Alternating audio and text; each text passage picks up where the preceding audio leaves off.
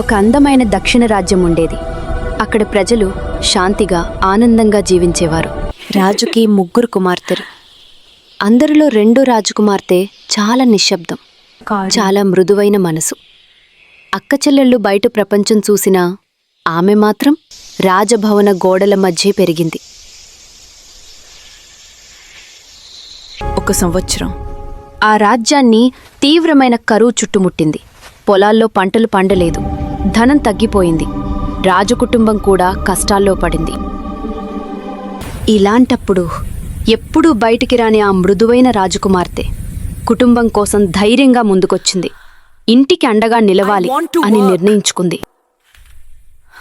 మొదటిసారి నగరంలోకొచ్చిన ఆమె భయంతోనే ధైర్యం పెంచుకుని వచ్చింది. పిల్లలకు సహాయం చేస్తూ ఆమె హృదయం వెలిగిపోయింది.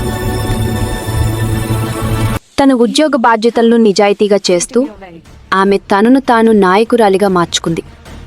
కాలంతో పాటు ఇంటికి బలమైంది. అన్నదమ్ములకు ఆర్థికంగా తోడ్పడుతూ వారి ఎదుగుదలకు కారణమైంది. అక్కచెల్లెళ్లతో ఆప్యాయంగా ఉంటూ కుటుంబానికి పెద్ద దిక్కైంది. పెళ్ళయ్యాక కూడా ఇరువైపు ఇళ్లను చూసుకుంటూ తన బుద్ధుల కొడుకుల్ని పెంచుతూ కొత్త బాధ్యతలను భుజాలపై వేసుకుంది. ఇప్పుడు పుట్టింటికైనా అత్తగారింటికైనా ఆమె కవచం.